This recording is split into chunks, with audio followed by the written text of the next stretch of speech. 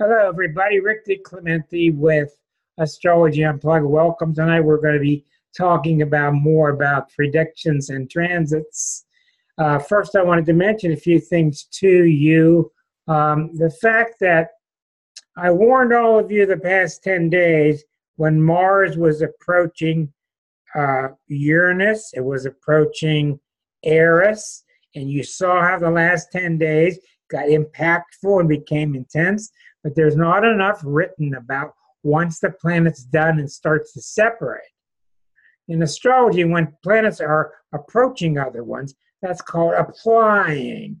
And when it starts to go away from it, that's called separating. That's why you'll see in natal charts beside planets sometimes, you'll see an A or an S. That's why it's applying, approaching, or separating. Well, what I'm here to tell you from my experience is planets are really, really explosive once they start to separate. Now, have you noticed since 2 days ago, since they became exact and they're starting to separate, have you noticed the energy starting to move forward now? You're not so uptight about it. You're starting to take action. Angels decided to move to Mexico. We had all the tension brewing until it got to a peak and something had to be done.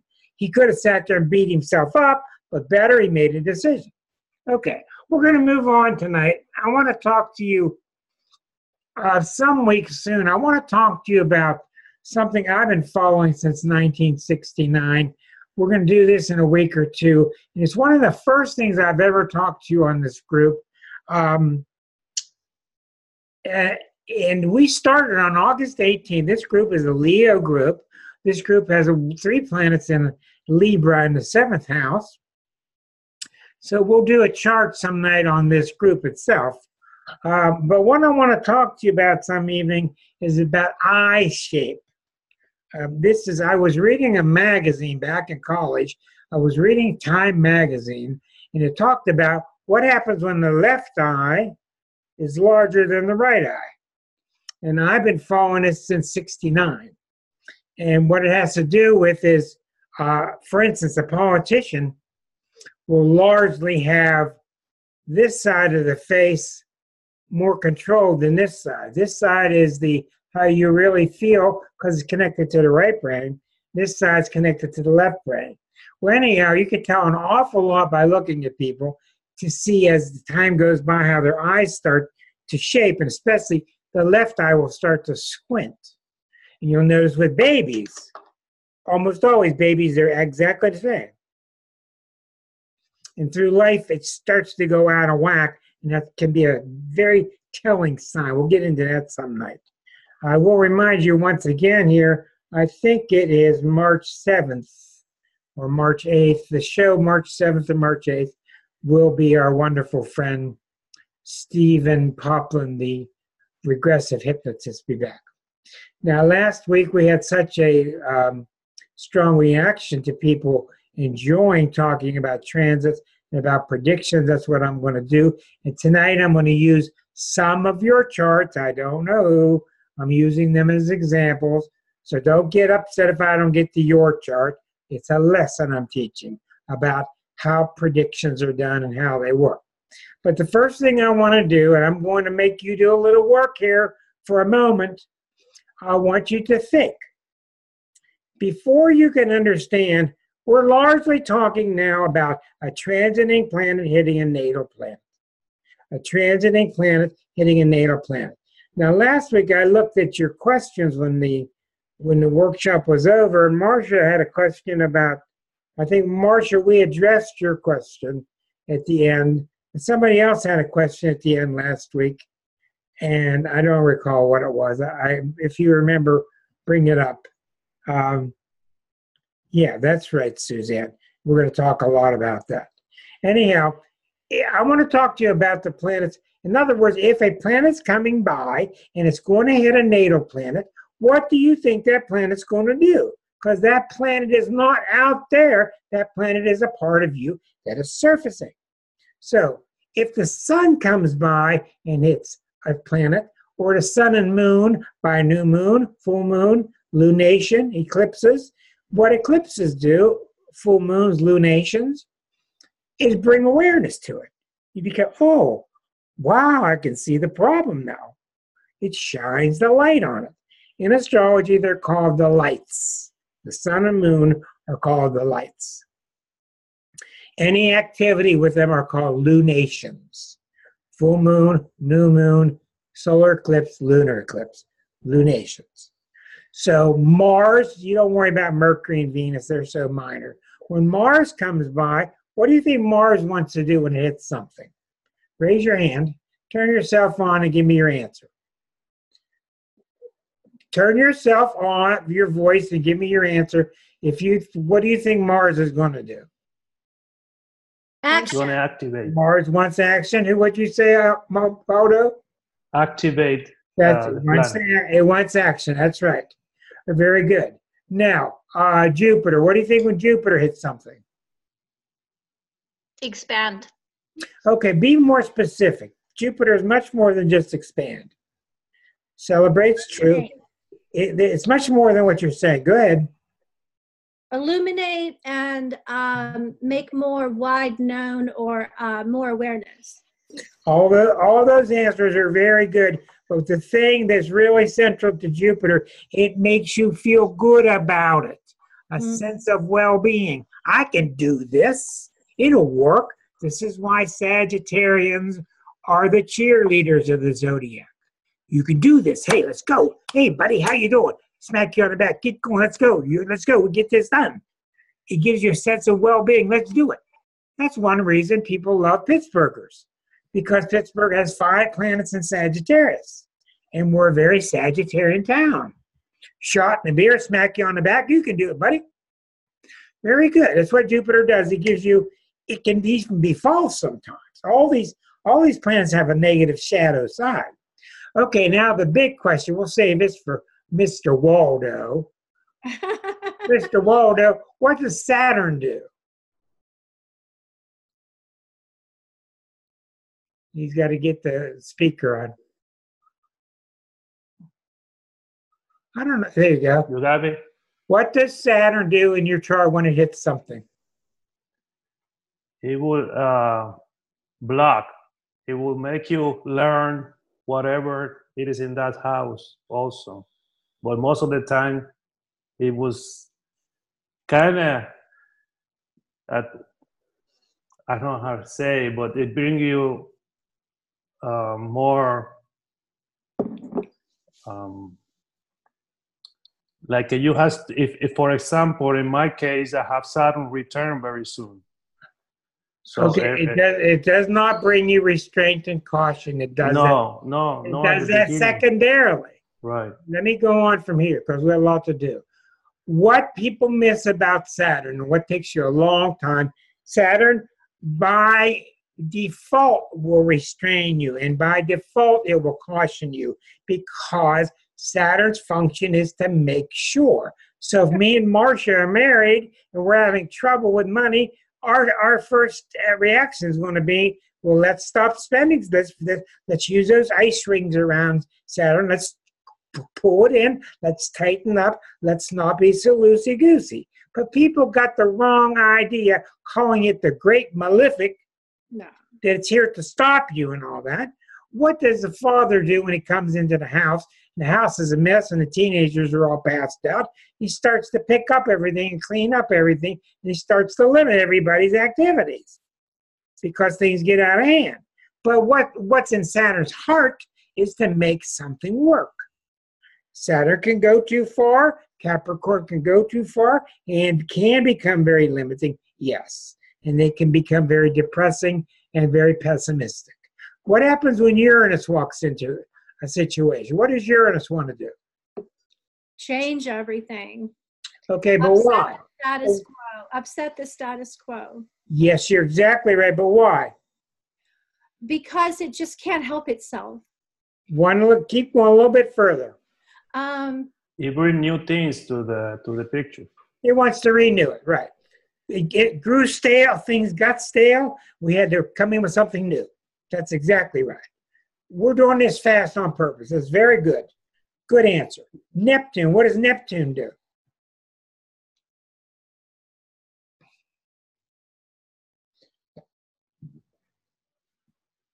I think it diffuses everything. Like people can harmonize with other people and they don't even know why. Well, that's a very good answer. Neptune is very hard to explain. Neptune makes you otherworldly. It makes you very dissatisfied with the world because God told us do not put your riches, your treasures up where the moths can steal. Do not bank on the physical. Bank on the emotional, the spiritual. So Neptune will foster you if you're going with love and expansion, and it will work against you if you're trying to get too materialistic or too ego-centered. Exactly.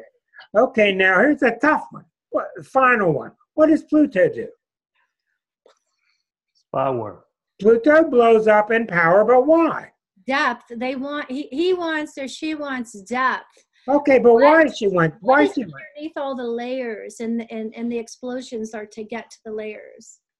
Okay, so you're saying the explosion is get rid of all the junk on top to get down to where it's really nitty gritty. Cleaning He out wants the to basement, transform you. Okay, that's very good. He wants to transform you. like you Wants say. to transform you? Yes. Okay, the answer is it wants you to dig deeper to find a more substantive part of you. And if it's got to blow up stuff on the surface, that's what it'll do. That's what's happening. Can I make one comment about that? Because I have a lot of Pluto in my chart and I have felt it and I have experienced it and I am left standing through the fire. Pluto helps you realize who you are in the nitty gritty, who you came here for to be, who you are if everything is stripped away from you, the core of who you are. Okay, now you're exactly right. And why do you think you've been successful with Pluto? Because other people get destroyed by it. Why? Well, I've almost been destroyed many times. Okay, I'm sure. But like my dad would talk about my mother from Norway. She almost died twice, and he would say, nothing can kill her. You know, nothing can kill her. So I think it's part of who I am, and like I'm a very sturdy person, basically. Why do you think you're successful working with Pluto? I allow it. Right. I don't because you do not go with the relative weakness of Libra, which is to stay on the surface, be accepted socially, but never dig deep. You have gone through the motions of going with the Libra, but you've also gone deep. You've gone deep. It's been uncomfortable. You go deep. You have dark nights of the soul. You go with it. You allow the purging. That's why you can handle futuristic Plutos. Okay, so let's move on. Now, when I do the transits, you're going to understand a little bit more. You got to understand the function of what these planets want.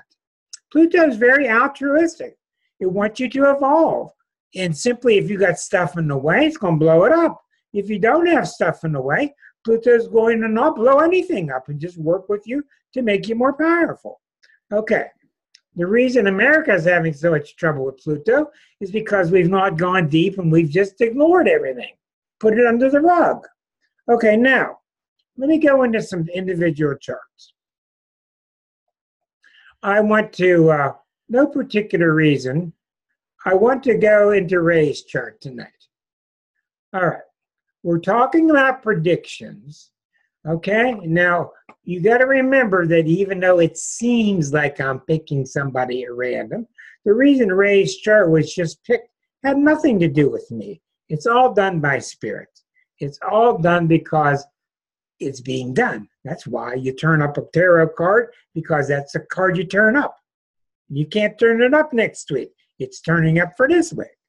So obviously she needs a reading. First thing I noticed with Ray's chart is she's very Cancerian because the moon squares the ascendant so closely. You see that? That means the moon, even though it's in Aquarius, the moon itself becomes so powerful. So since the moon's a ruler of Cancer, and since she's already a Pisces, she is very, very sensitive. She's got 3 planets in Pisces. All planets are in the 4th house. Those are Cancerian houses. So she's very, very Cancerian. She's also very Plutonian by the fact that Pluto's right there on the midheaven. So we know she's got Scorpio rising. She's got Saturn in Scorpio. She's got Pluto at the midheaven. She's got 4 planets in emotional houses. Yes. We can't see your pointer on a chart. We're seeing your main. My mistake. I apologize because I didn't look at my monitor. Okay, thank you. Okay, she's got 3 planets in Pisces in the 4th house. They're at the end of a T-square. She got the moon in Aquarius square the ascendant. She got Pluto up at the top of the chart, Saturn in Scorpio, Scorpio rising. So the emotional symbols here, Saturn in Scorpio, Scorpio rising, strong moon, 3 planets in the Pisces, 3 planets in the 4th house, Pluto at the top. Very, very emotional person. So she wants to stay. Where does she want to stay? She wants to stay close to the home, close to crawling under the rock where it's safe. The home is her castle, it's her protection. Okay, now, when I do the main charts, I don't worry about the trines and sextiles because they're very harmonious and usually people are not being troubled by them. I mainly work with conjunctions, squares, and oppositions. So therefore, when I start working, I got a grid I use like a compass point, and I just rotate that grid in my mind until I see what's happening. Okay, so we want to see what's going to be coming for Ray, her predictions. Well, I start with Pluto. Pluto is right here, and Pluto has just been sitting at 19. Okay, Pluto's been going back and forth. Pluto has just entered her 3rd house. Now, to verify the accuracy of her house cusps, I go to look at her birth time. 11:30 is probably right. It may be off a couple minutes. But Pluto entering the 3rd, where did you go, Ray? She disappeared on me. Huh. I wonder if she's still on our list. Yes, she is there. Okay. The video is off. All right. Now, when Pluto enters the 3rd house, the 3rd house is your mind, how your mind works. And when Pluto enters the cusp of a house is the strongest part of the house. As the planets go through the house, its effect on that house gets weaker and weaker and weaker. So it's very strong when it just enters a house. So what's happening is her mind is becoming more Plutonian. But we already know she's got Saturn in Scorpio. She's got Scorpio rising. So she's going to want to start digging deeper. She's going to want to start reading mystery books, suspense novels. She's going to want to start looking behind the scenes, watching crime shows, she says, yes, you chart. Yes, you chart. Okay. All right. So the 3rd house is how the mind works. When Pluto enters, you're going to want to start using that machine to go, that's not your birthday? Oh boy, that's fun. Well, anyhow, we're still learning from. We'll get to yours. Okay, I got the wrong one then. All right, but anyhow, for the chart we were looking at, when Pluto goes into the 3rd, that's what you would see. All right, well, egg on my face. All right. Okay, let me get the right chart. Well, that is the wrong chart. Okay.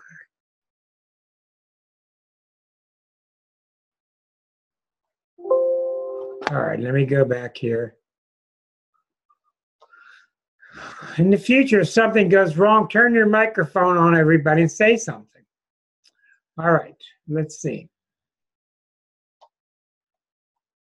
Let's go to the Unplugged. The date was what? 1/21/75.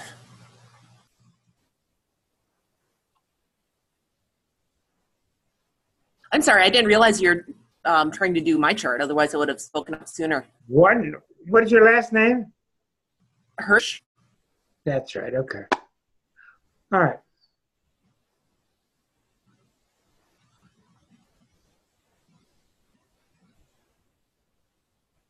How come I got 3254? I don't know. That's a couple of decades. Well, see, I got another RH. That's what caused it. Oh, sure. That's why. All right, let's get into you. All right. There you go. Yep. Okay, does that look better? Let me get it up on the screen. Anyhow, with that one person, Pluto going into the third, that's what would happen. Okay, now what do I see with Rachel's chart? Okay, I thought you were Aquarian. All right. Aquarius, Saturn is rising in Cancer. This is definitely a bucket pattern. Here's the bucket, here's the handle. So the Saturn in Cancer is a great big deal. So we know that Aquarians are already co-ruled by Saturn. So you got a great big Saturn here. So we know that you are the Aquarian type who's very Saturnian and very Uranian both. You got Cancer rising. The moon rules Cancer, and your moon is in Taurus, which is very strong. So the moon in Taurus is the ruler of the chart because it rules the sign it's rising. Okay, so we see you got 3 planets in Aquarius. The planets are pretty well spread out, which is good.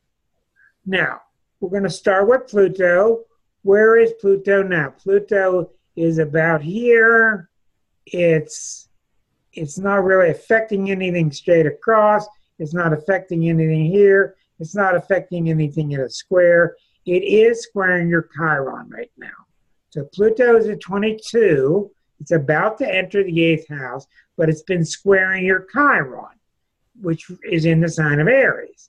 So since it's been affecting Chiron, you would be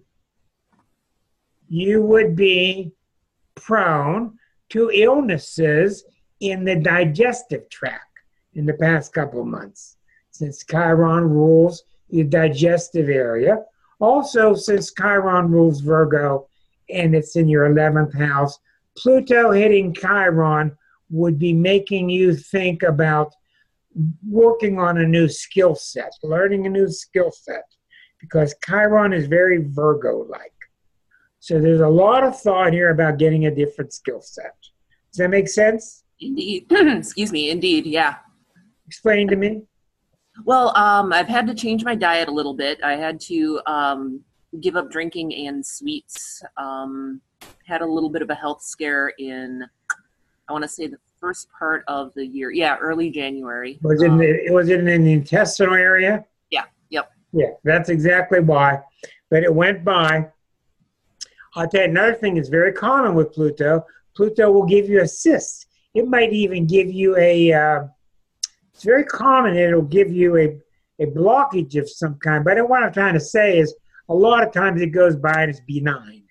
And a lot of reason that Pluto scares you is because Pluto forces tremendous amount of toxins out of the body to be flushed away. And then the bloodstream, the kidneys, are handling so much toxicity expressed at once. That's where you can get the blackheads and the cysts, etc. And it's very common that once it passes by, things loosen up. So we don't see much happening with Pluto, but we do see Pluto in about a year or so. We know how fast Pluto moves. In about 2 years, Pluto's going to go into your 8th house. Now, what that means now, remember, Pluto's been in your 7th house for a long time, at least 10 years. So you are really sick and tired of the subject of relationships. Yes. You're just sick of talking about it, sick of thinking about it. And if there's anybody in the world that can handle being alone without a relationship, it is Aquarian women.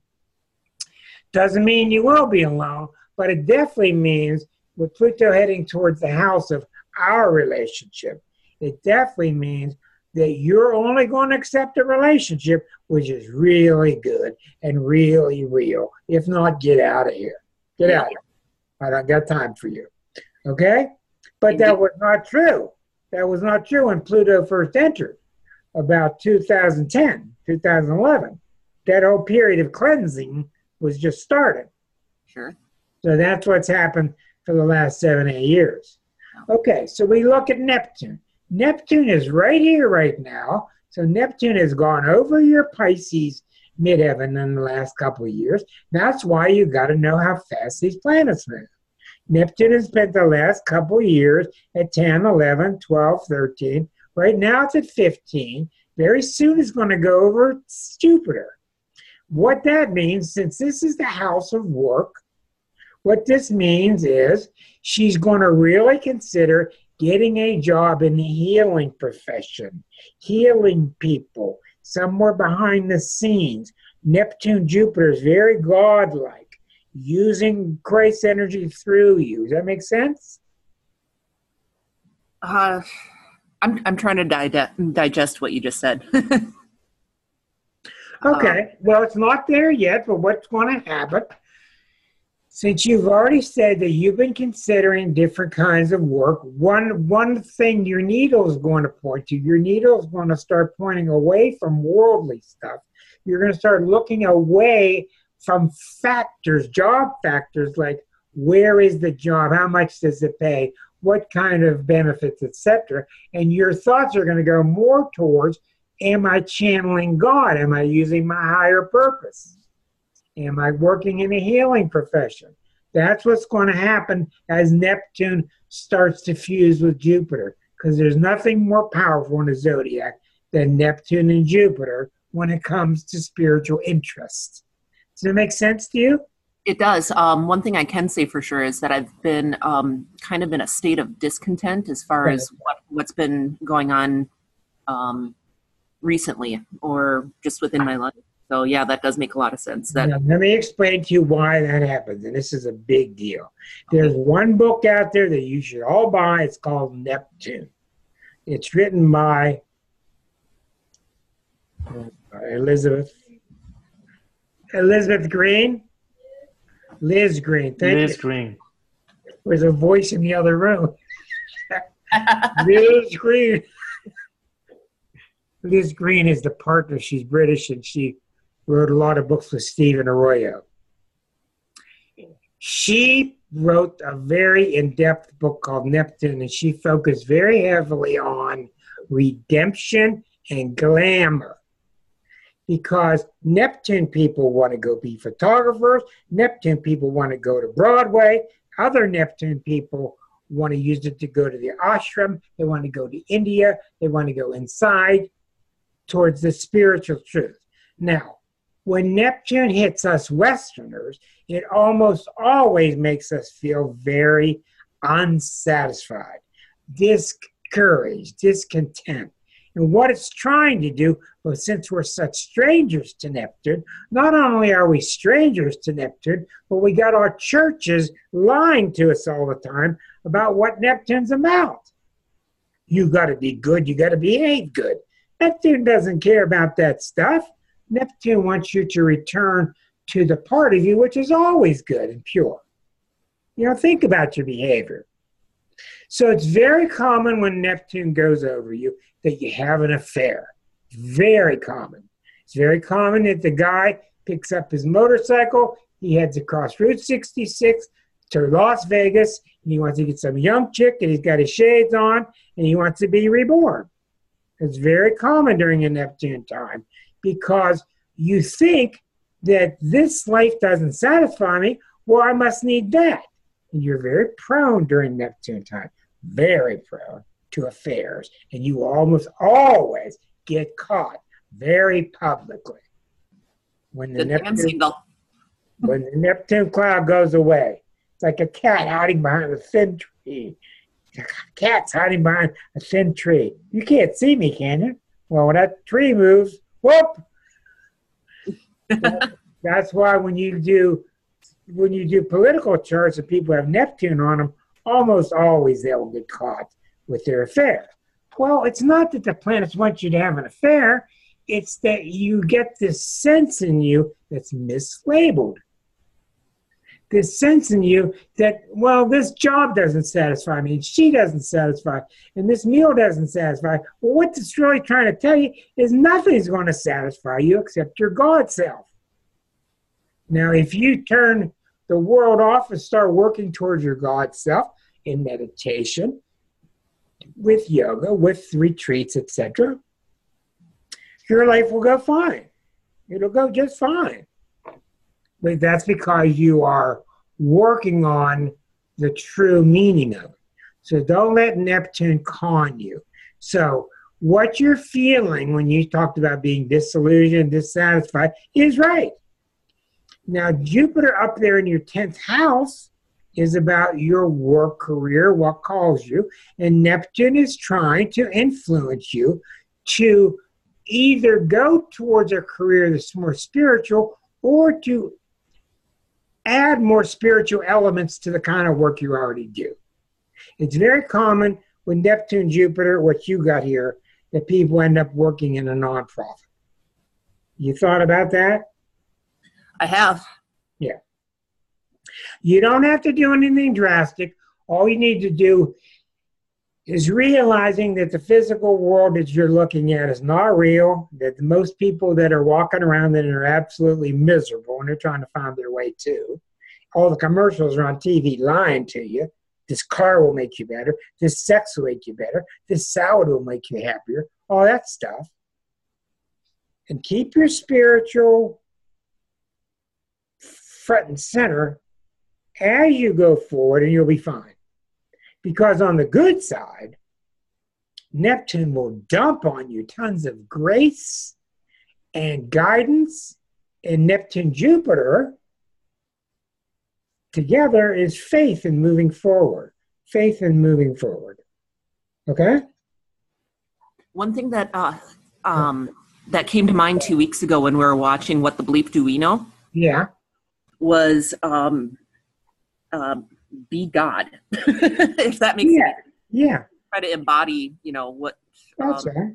more spiritual, concerns rather than the, other things that have been taking up my thoughts. You do know. I keep trying to find you and I realize your video's turned off. Yep. Yeah, you're exactly right. Being the God part that you are. God said, look here, look there. It's not there. The state of heaven is within you. Chapter 7, Luke. The state of heaven is within you. So in your chart, that's what Neptune will do. Hello, Renate. You snuck up on me. All right, very good. Thank you on that. Yeah, thank you. Now, let's look at Uranus. Since Uranus is your ruling planet, you're getting it there. That's it. Uranus is now really important. Why is Uranus really important? Because Uranus has just gone through Aries, gone into Taurus, backed up into Aries. Now, in the next few days, the next 2 weeks, it's going to go into Taurus and stay. Okay? So that border is right around here. And even though you have no planets here, we're still not seeing the cursor move. I keep forgetting to do that. I'm sorry. Yeah. I need to slow down. Okay. All right. Since Uranus is now in 0 Taurus, okay? Mm-hmm. It has been here. It stopped. It went back to Aries. It just came back.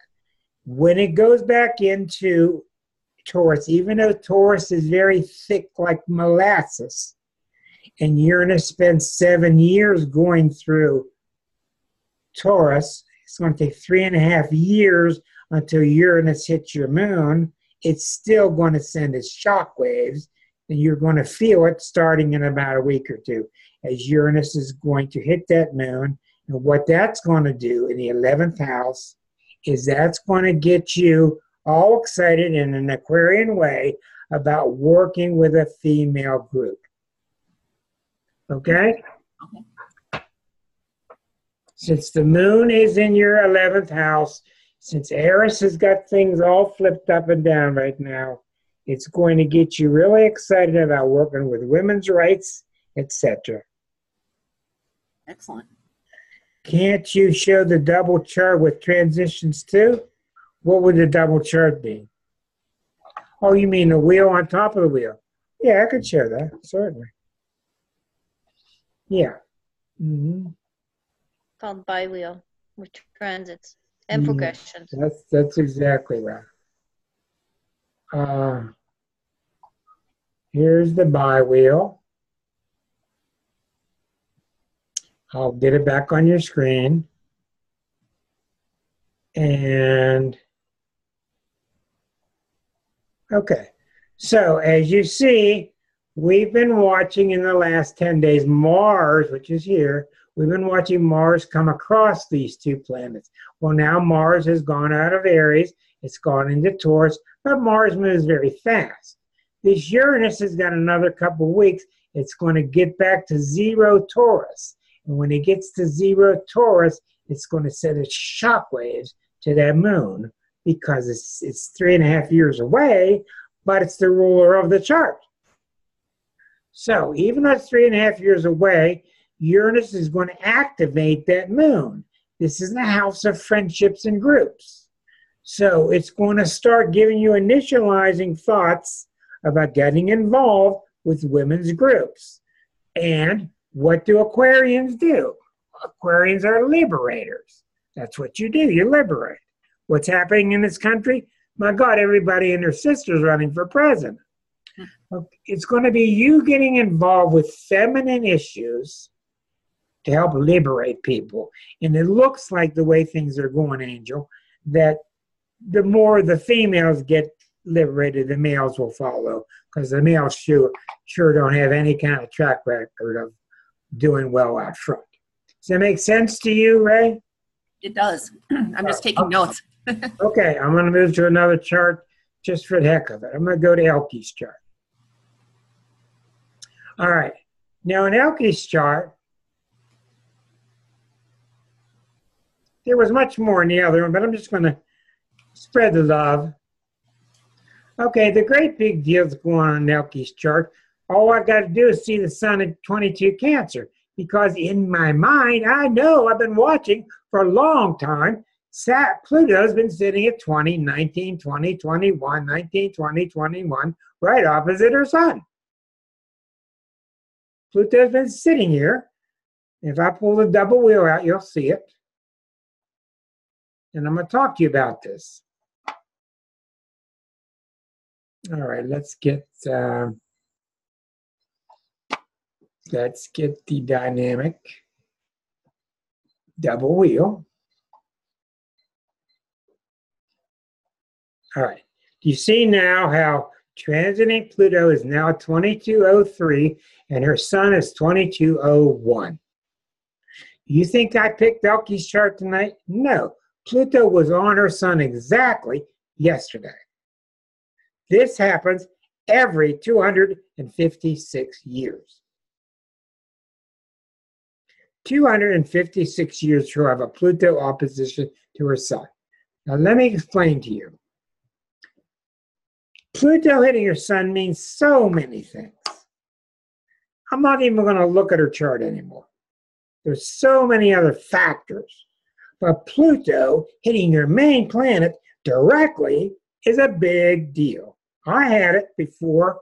I've had it 2 different times. I had the square and the conjunction. Once it about killed me.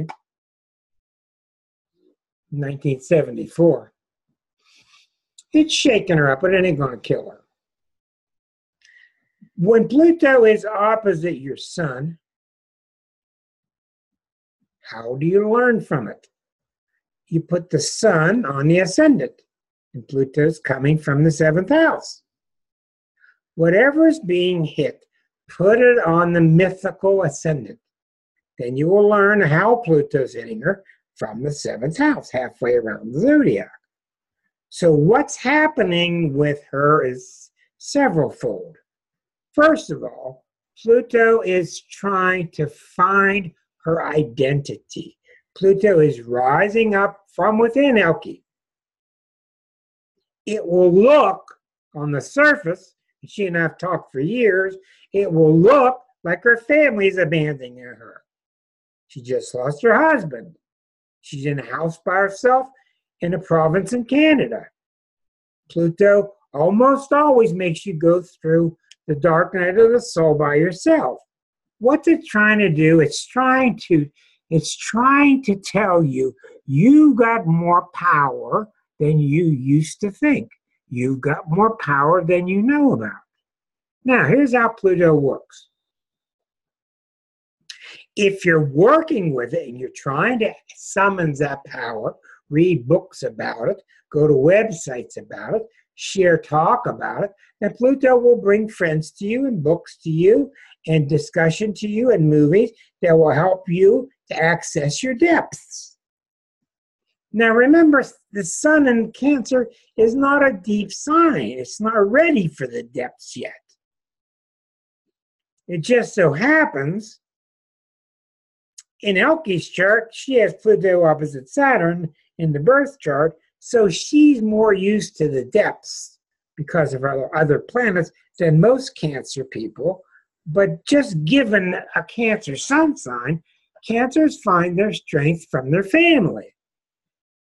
Why is it that they find their strength from the family? Why is it? I've had Cancers in my office that will not answer a question. Uncle Charlie likes that. Dad likes that. Mom thinks that. What do you think? Jim thinks that. The dog thinks that. Bill thinks that. What do you think? Jerry thinks that. A lot of Cancers have no idea what they think. That's not Elke. Elke has a lot of thoughts because Elke has a very powerful Jupiter. She's a very powerful mind. But in essence, Cancer is a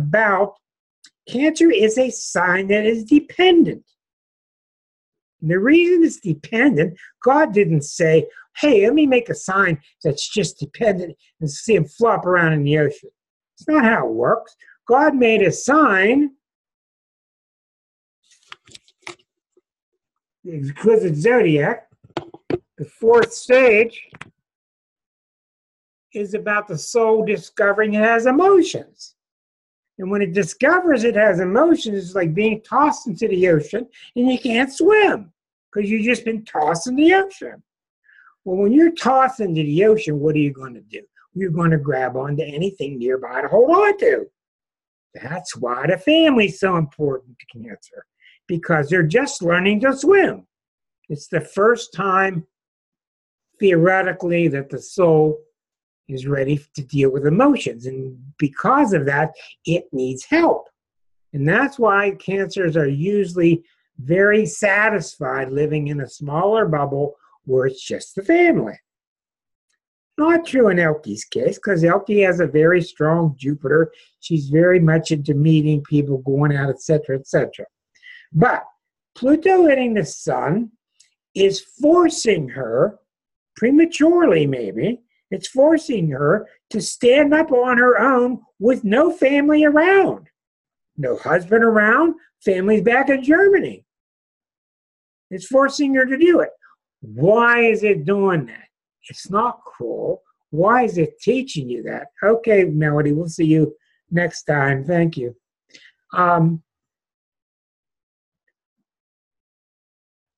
If Elke were less aware, Pluto would not have had such a harsh time with her. Pluto's having a harder time with her by separating her from her support systems. That's what Pluto does. It separates you from your support systems. Why? Because it's trying to show you you've got the power inside. Other Cancers, Pluto won't be as hard on them because other Cancers don't have the strength she has, the experience she has. So as Pluto's on her sun, she's been telling me and shouting out to the group here, normal fashion, I'm losing, I'm going under, glub, glub, where's my support? And she's losing her support. Those are very, very normal. Yeah, you're right, Waldo. But what's going to happen now that Pluto's exact, Pluto is ripping away from her all these thoughts that she needs that. And she's at the point now where she's just about convinced that running behind somebody, grabbing onto a family, grabbing onto a pet, grabbing onto this or that isn't going to work. I've got to find my own power. Tell me what you think, Elke.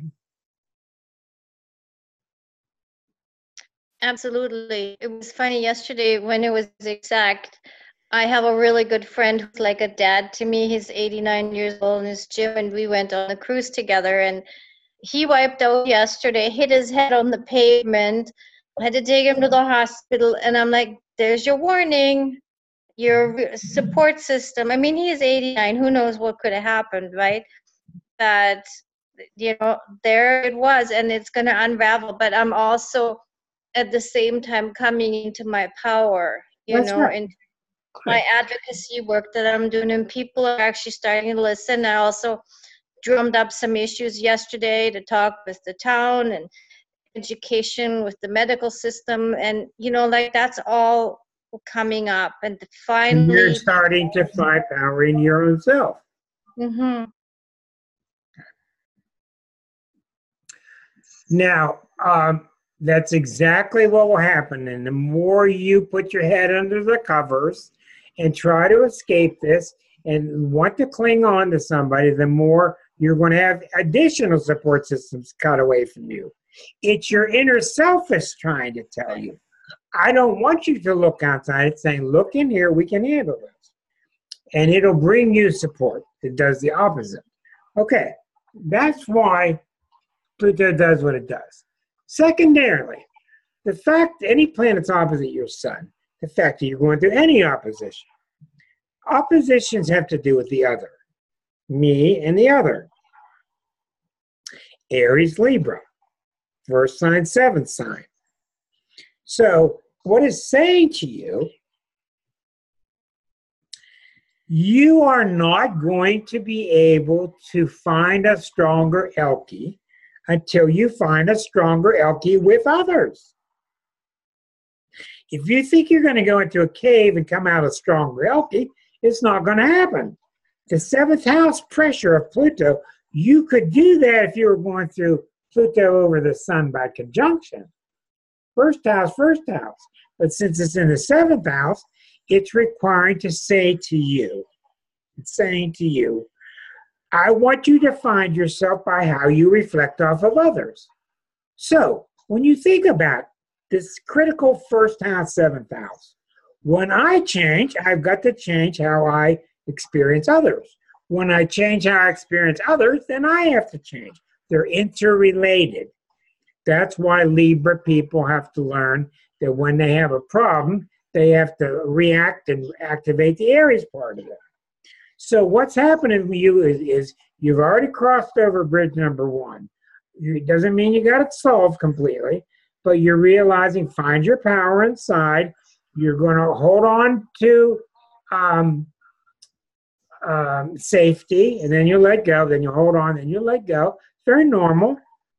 And that's all encouraging you to really believe that you got the power inside. Secondly, you're realizing that I've got to improve the power that I get when I'm in a relationship. What does that mean? It means this. I want to have a successful relationship. But here's the problem with Cancer and Libra. Codependency. Here's the problem. With a Cancer, I'm going to have a tendency to say what you want to hear so that you won't throw me away. Cancer's number one fear is being what? Abandoned. Being abandoned. And what you see with a lot of Cancer clients is they behave in such a fashion that's not them at all, but they think they'll behave that way so the other person won't abandon them. So as you continue finding your Pluto strength, you're going to do less and less of that. You're going to just say, I'm going to be myself, take it or leave it. So the Elkie we know 2 years from now will be so completely different than the one 2 years ago. So complete transformation. Okay? But I also have my progressed sun sitting directly on Pluto as well. And that's a conjunction. Okay, your progressed sun is conjunct your Pluto. progressed sun cannot be on Pluto. Yes, it could be. Yeah. It is. Yeah, well, that's even better. The progressions are much more positive, and they're more gradual, and you'll pick up that power. So I suggest if you look around, and I'm sure you have, I'm sure Pluto's showing its face in many ways around you. Yeah. Well, that's a very good story. Thank you. Very, very good. Thank you, Rick. You're welcome. Let's take a look at Deborah. We haven't seen her in a long time. Deborah, you're up here in my taping? Huh? Are we taping? Yeah. Would you like me to not tape? I don't want my thing done on tape. No. That would be fine. I'll go to Marcia then. No Okay. problem. Okay, Marcia? I can't see her. Is that all right, Marcia? Okay. Yeah, that's fine. Let's go to Marcia. I'm going to unmute you.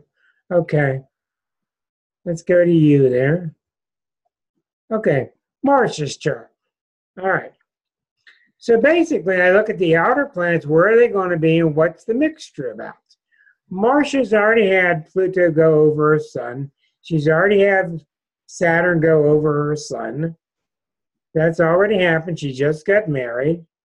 Okay. Now we know Uranus in a few days, a couple weeks, Uranus is going to enter Taurus. I'll show you here.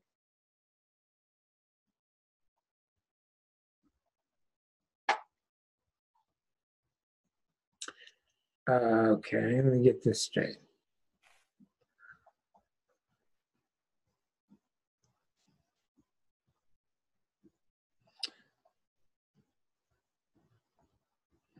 There we go. There's Marcia.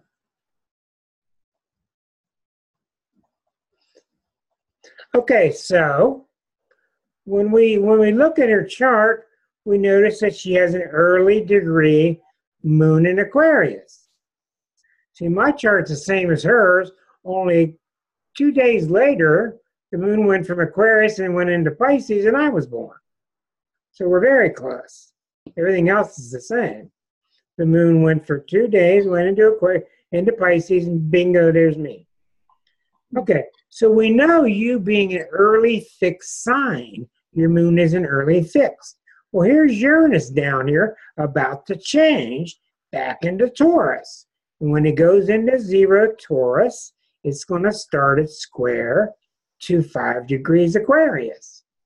Now, I suggest to you, when it was in May, let's go back to May 16th of 18.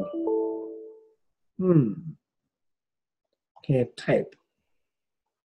May 16th of 18.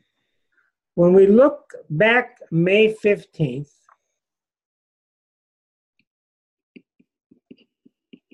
all right, here we are past May.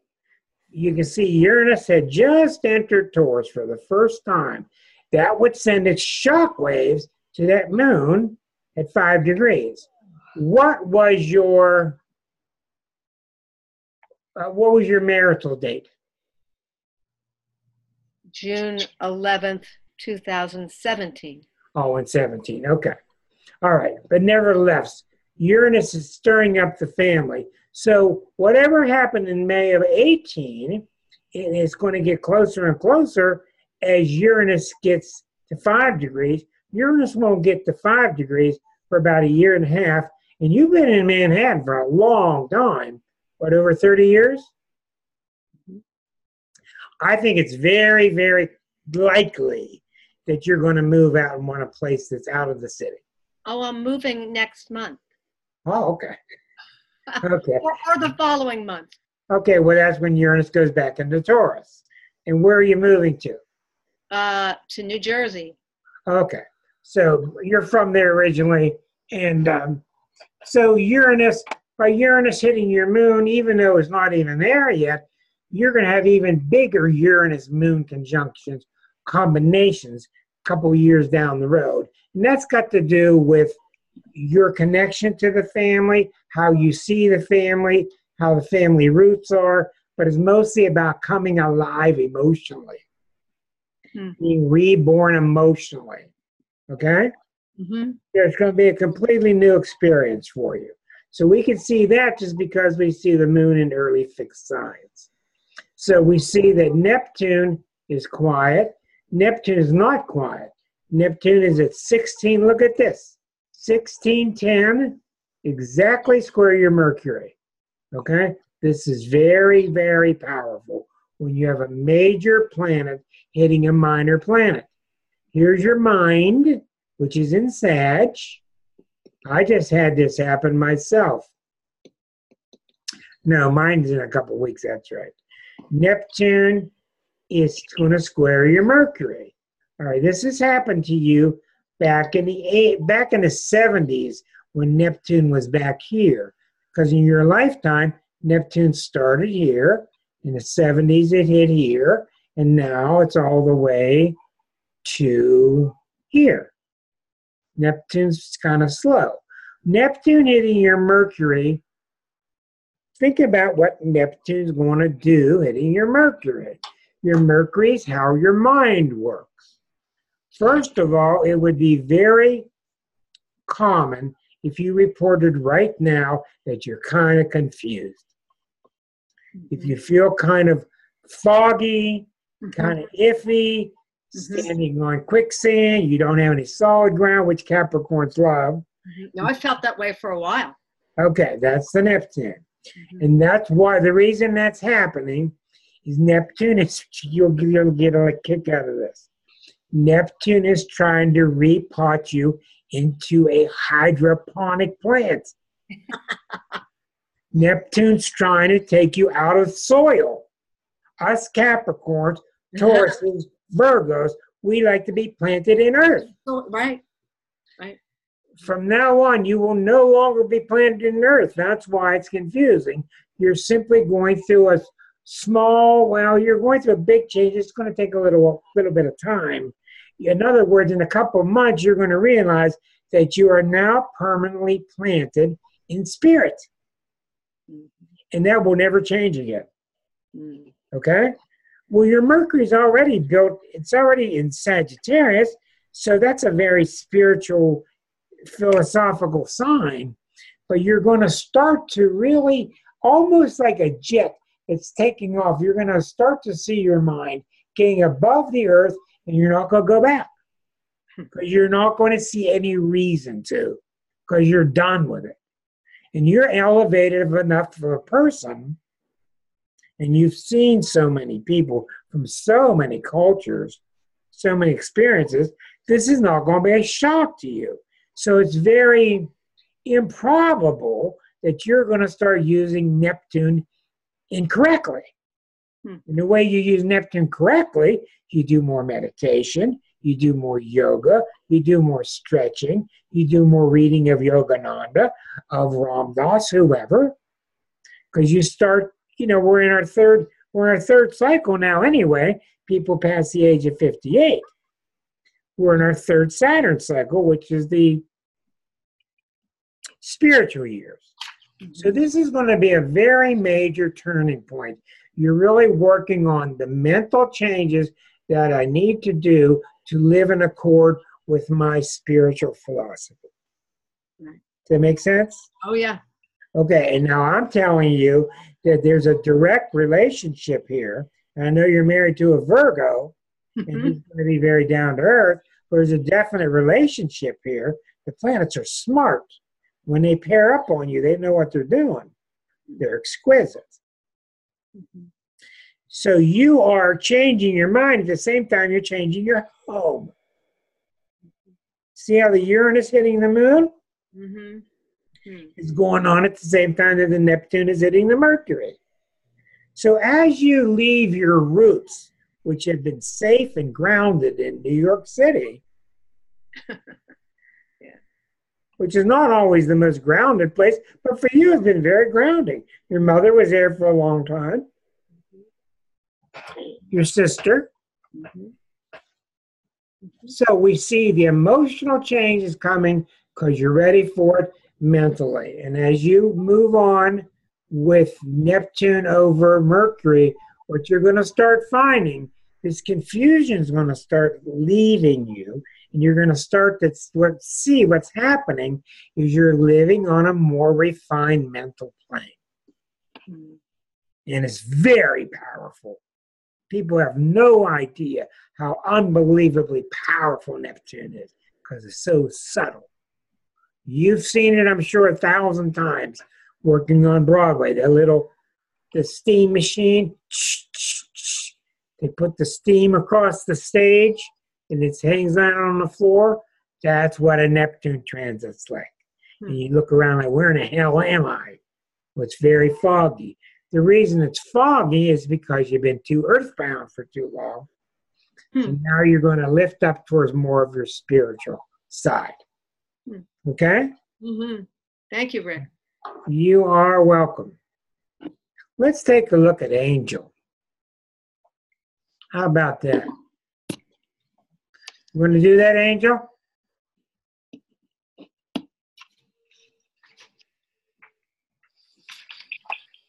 I can't. Angel, would that be okay? Yes.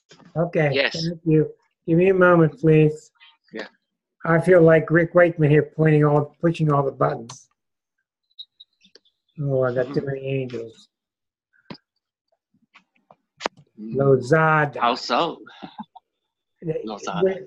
In my 3,500 records, you're going to be moving soon, which we talked about. Let's see where that shows up. All right, let's take a look at your chart. Okay. Okay, very fiery chart. He's a Libra. He's the Uranus-Pluto generation. He's got the Venus-Neptune rising in Scorpio. He's got Scorpio rising. He's got Venus and Neptune. So this means he's very romantic with Venus involved, and he's very passionate. That's the Scorpio. At the same time, we're getting feedback from somebody. Maybe Marcia. No, I think it's not Deborah. Maybe it was. Okay, here we go. Okay, so what do we see going on here? You got a moon in Gemini, and I like that moon in Gemini for you, Angel, because it makes you lighter. Because you're getting pretty heavy with the too much Scorpio, with the strong Saturn, with the strong Pluto. I think the moon in Gemini keeps you light, and that really can help you kind of blow off steam. The fact that your moon is not exactly opposite Neptune is good. Last thing you need is the moon to be at 24, right opposite Neptune at 24. That would be too much. And the fact they're out of sign and they're 8 degrees apart, that's a rather weak opposition. So we see Saturn by itself, the moon by itself. We see fixed angles, Leo, Scorpio, Aquarius, Taurus. Pluto recently was at 17. So I would say to you, while it was at 17, squaring your sun, that would have been 2015, 16, 17. Those were not easy years. Pluto was squaring your sun, and what it was doing, Pluto squaring your sun during those years, Pluto was coming from the 4th house, from the bottom, not from the top. Pluto square from the top is from the 10th house. If it were in Cancer, Pluto coming from Capricorn, Libra coming from Capricorn, it's coming from the 4th, the Cancerian house. So what Pluto was doing to you, I'm going to turn your mic on.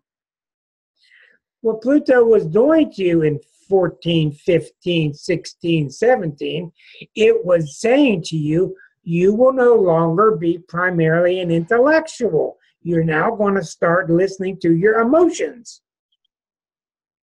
That was a very big shift. And if you know Libra people, in the past 10 years, a lot of Libras have gone through this.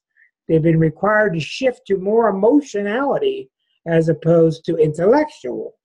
Does that make sense? Yes, absolutely. Well, you're already pretty emotional anyway with the Venus-Neptune rising. So let's look back at your chart. Let's see what's happening now. So we don't think it's Pluto right now. Pluto would be right around here. Okay. Pluto is squaring your Saturn now. Pluto's at 22. Pluto's at 22, squaring that Saturn. Okay, so when it squares your Saturn, you know what that does. Okay, that's not an easy one. When Pluto squares your Saturn in a natal chart, the Saturn represents all the things that you thought would always be there.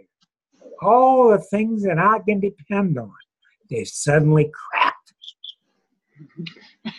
You have realized all this stuff like an armchair. You're leaning on the arm. You're leaning on being American. You're leaning on living in Pittsburgh. You're leaning on these people. You're leaning on your parents.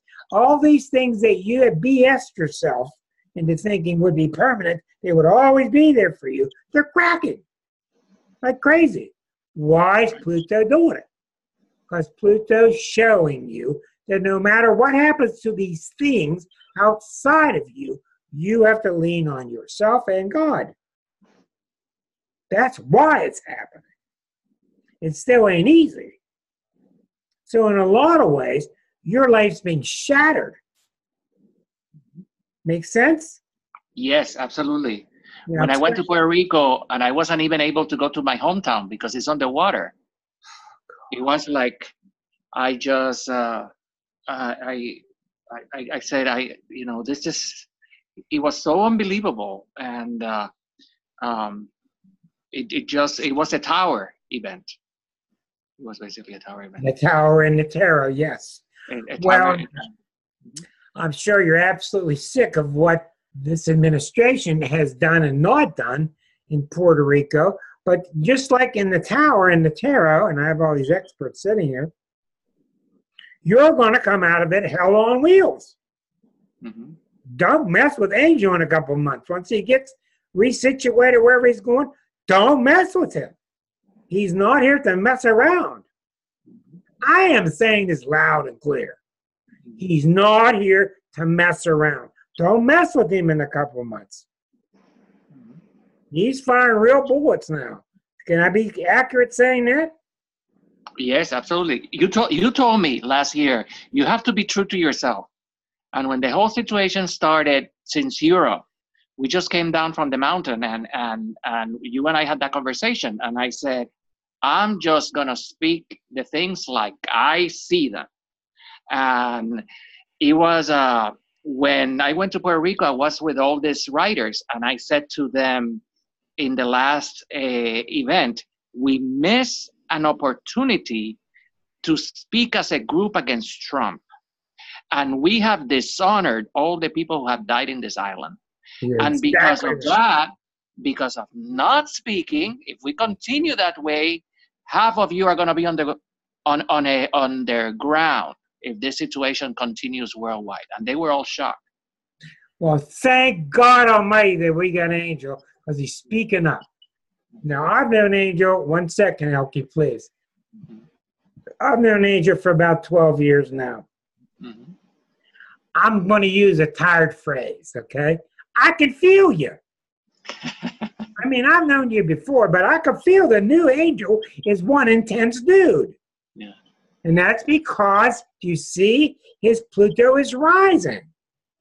That's what's making the Saturn crack.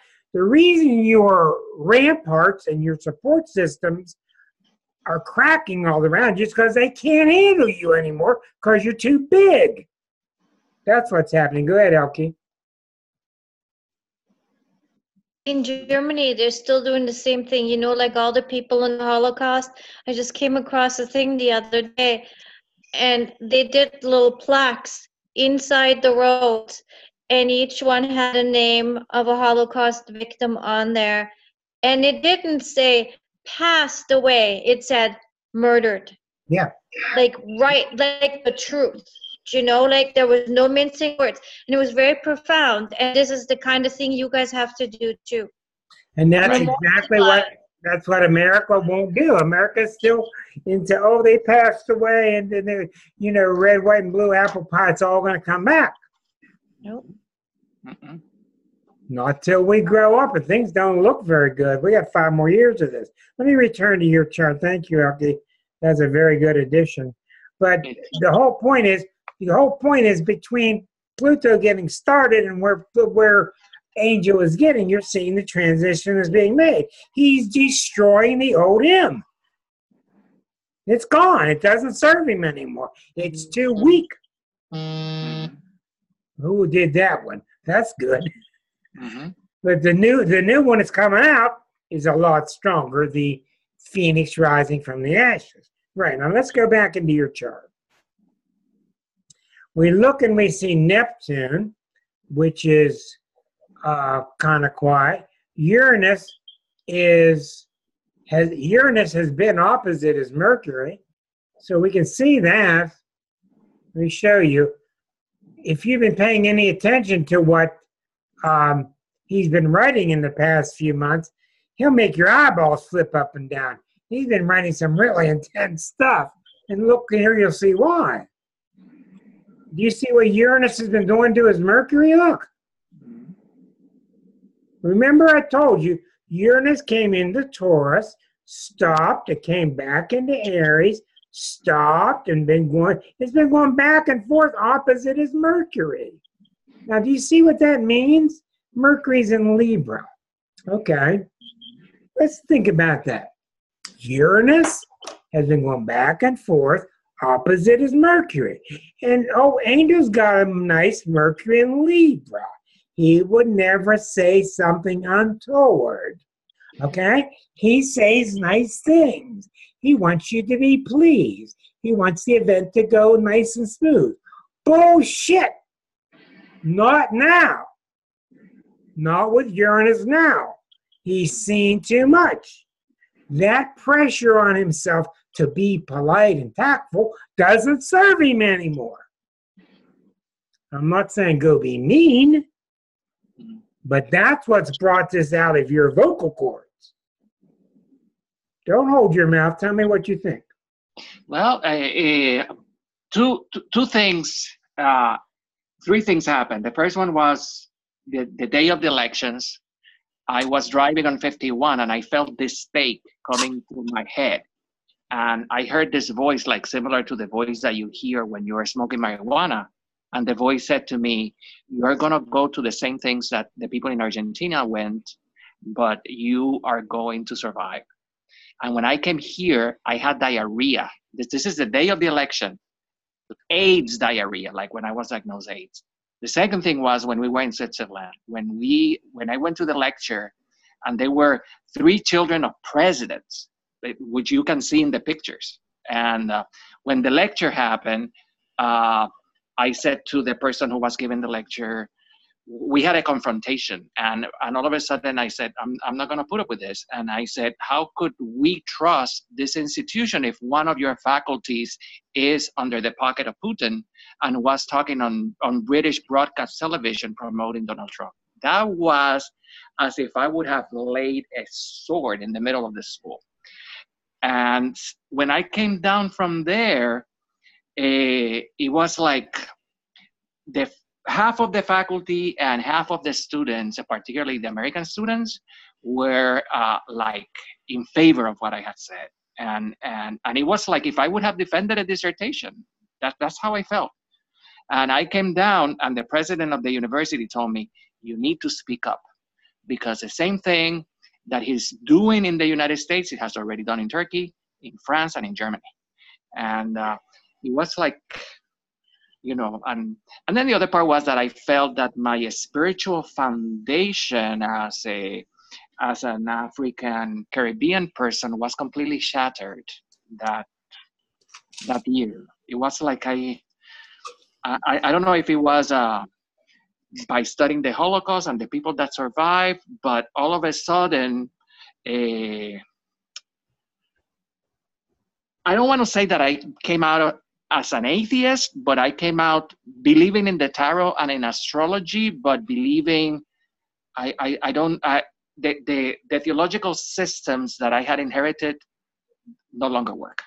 Well, if you had not, those years of Uranus going over your Mercury, if you had not started pushing away the Libra part in favor of the Uranus and Aries part, if you had insisted that Uranus and Aries be all polite, not rock the boat. If you had not done that, you might be really in very bad shape today, in many ways. Now, I'm going to show you another thing that might shock you. Watch this. Now, here we go. I have done hundreds of readings for people with the Uranus-Pluto conjunction. Here they are 7 degrees apart because you're born in 1968. And the Uranus-Pluto conjunction of October 65, that conjunction was the 60s. That conjunction, because these two move slowly, was in play from 60 to about 71. So all you people born from 60 to 71 have been coming to me, and you've all got Uranus and Pluto and Virgo. You can see you're different because you're born near the end of it. Your Uranus is actually in Libra, and Pluto's back in Virgo. Most of the people have Uranus and Pluto in Virgo. Now, during that time period, Virgo is very much a sign, the commoner, people with blue jeans, blue collar, common people, black rights, voting rights, women's rights, unions. Look what happened in 64 and 65. Black rights, civil rights, Medicare, Medicaid, all that stuff came about through the Virgo LBJ. Well, the reason I'm bringing this up is you people, and I've seen so many of you with Uranus and Pluto and Virgo. Well, here's the point I'm making. About 7 years ago, around 2010 or so, somewhere around there, Uranus was going through here. Uranus was going opposite. Let me see if I got this right. Uranus was opposing, yeah, that's right, 42 years later. Uranus was opposing the Uranus-Pluto. So, what I'm saying is, your subgeneration were all born with this tremendous dual volcano underneath your butt.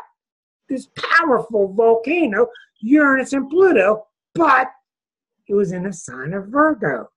Virgo doesn't want any scenes. So you're extremely rebellious, but you got nowhere to say anything about it. You can't do anything about it. So your whole subgeneration has this powerful dual volcano that you've been sitting on. And you wouldn't believe the people I've met have it so smoothed over, you don't even know it's there. That's kind of frightening. Mm-hmm. But around 2000, 2001, 2002, as Uranus came around and opposed itself, the thing lit up. And what I saw is exactly what I predicted. All those people around me kept saying, what have I been behaving for? What? What have I been behaving for? Because that's what they've been doing. They felt revolutionary inside themselves, but they didn't feel any way to do it because Virgo, in its essence, can't stand people making a scene. Mm-hmm. But even so, the Uranus and Pluto were stronger than the sign of Virgo. So we see that now that Uranus has gone past, those Uranus and Pluto natal planets have woken up. So the radical inside of Angel is alive now. He's alive and well, and he's coming out. And the fact that you're moving is an excellent sign because you're not staying in the soil that's being poisoned. So I applaud you. I applaud you for having the courage to do it. And I can tell you right now, astrologically, you're going to have so many things get behind you and come up and support you. And you have sounded very frustrated to me. And it's no wonder. But your frustration is going to go down, not because you're moving to a perfect place. Your frustration is going to go down because you're going to be more in tune with who you are. Mm-hmm. And the world is listening now. People are, you're seeing other countries now side with other countries and stuff. This guy, I don't know what he's doing in D.C., but he's got a death wish. It's like every decision he makes is the exact opposite of what he should do. There's something nuts about this whole thing. So, when you get there, You're on the internet. You can still join us. You can still tune in. I promise I won't quit astrology yet, just yet. I'll keep talking here and there. But you're very valued everywhere you go. And you're a fighter. And I wish you the best of luck with everything. Thank you. Thank you very much. And you know that Pittsburgh is in my heart. I was talking to some leaders the other day, and you remember when I spoke in the paper, and I said all of this before the whole Rod of Shalom happened, and people say, no, don't say that, it's going to come out in the paper. I said, no, this is what we have to say, because this is, you're right. We cannot, we can't be sugarcoating things. But see, we're a cancer country. We want it sugar-coated, because if you sugarcoat it, it won't really happen.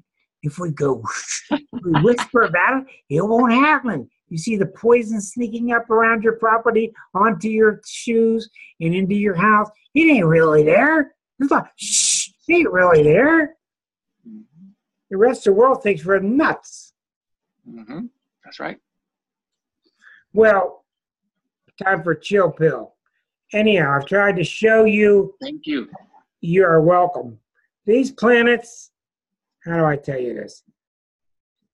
Nothing can happen until the planet's there. It's not possible for you to change unless a planet's hitting something, because they're one and the same. We have a tremendous deficit in this country and worldwide with true astrological knowledge. It's very tough. It's very understanding. People don't understand. They think it's your love life and your, meeting your soulmate, and it's abused so heavily. But I'm glad that the folks that come here are learning about these archetypal shifts. If I can be of help in any way, I'm glad to help. If you have any guests that you think would be good for us, any ideas that you think would be good for us to cover astrologically, send them to rick@starself.com, rick@starself.com, and I will consider those and do the research. Anyhow, if you have any final questions, hi, Susan. If you have any final questions tonight about transits or about the timing of predictions, I want to say something about that. You see, I've not really predicted what will happen, but I've told you the kind of thing. I've told you the kind of forces that are colliding. You can go this way with them, or you can go that way, but you're going to go one way or the other. That's where astrology is misunderstood. We got a Suzanne question here. Yes, dear. Go ahead. Astrologically, what do you think's happening with Venezuela and the U.S. policies? Bolton. What do I think? I think if everybody would read the book by John Perkins called Economic Hitman, they would understand what's happening, how we have gone to these countries and we have forced them to take huge loans through us. We've given them no choice, or what, we put them in an embargo situation, and when they couldn't pay it back, we just started to get their oil and their resources cheaper. So we have raped the world. Rick, my particular question about Venezuela was the timing of it astrologically. Don't you think that Venezuela is the tipping point where people are going to understand the hitman narrative is very real? I think that's something. People aren't going to take it anymore. I think that's a very good idea, because it's happening at the same time that Eris is doing her thing. I think here's the central item here. We're looking at April 24th because Pluto is going to hit Trump's weak spot. I'll be talking much more about this when we get there. His weak spot is Venus-Saturn. Pluto is going to stop opposite his Saturn April 24th. It's not even going to hit there till later. What happens to Trump's chart happens to the United States. And what's going to happen to him And what's going to happen to us is we're going to be revealed for being as corrupt as we are. So I think you got a very good point, because remember, you and Angel are the two Libras here. You're the experts on society. I think you got a very good point, and the fact that it may be a tipping point makes a lot of sense. Waldo, yes. Yes, if you study Venezuelan chart, you're gonna find out very, very fast how the petroleum oils played a big part on that country. And I'm not talking about the perspective of people want to take the oil or whatever. It's a plutonian theme that we're playing right now around the world. You know, everybody's going through a plutonian thing, as above, so below. You're exactly right. And the biggest thing is, we had all these years with Africa and all these years with South America that we could have helped them develop, could have helped all of them develop, and it would have just been a win-win situation. Instead of, you have to look at a different. All this. You have to look at the perspective of the change, the big change around the world. Yeah. You know, I know a lot of people want to look at the United States as the bad boy of the whole war, but sometimes we have to see a little history back also of the countries, and not, you know, because we are going through a change, the country is going through the change, like Angel, I would say, why Mexico? Why are you moving to Mexico? Why? Because in his chart, he's a Scorpio rising. In Mexico, the first chart of Mexico is the moon in a Scorpio chart. That's originate.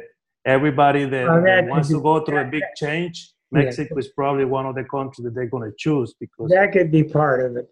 But you know, we always wanted to look at it as a day-to-day well, the thing. USA has a lot of really great things about it too, but we're really not going through the Pluto transit like we should. I have to go on now, Waldo. Elke's waiting. She had something to say. You said forget it. Okay, and who else had something? I have a question. Angel. I have a question in the Plutonian team, because does that also influence this issue of the nuclear weapons? Because they're talking that we're having a kind of a Cuban Missile Crisis again, and usually it's a mistake. You know, it's a mistake that could happen. It's a return theme. It's a cycle. Well, for the U.S., we have a Pluto return coming in 2024. So that's real big, but it's affecting the whole world. So, we're going through a lot, but I've been talking somewhat to some of the higher readings that Liza's been doing. She reads a lot of what the theorists that work with Tarnas are talking about. And she's making me see that one of the things that we're seeing is we are actually slipping slowly into the age of Aquarius. Yes, I think that is happening also.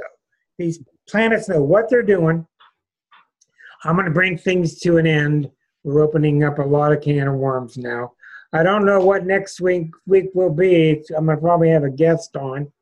But this has been good. You people on YouTube, thanks for joining us. This will be loaded tomorrow on there. Thank you for joining in.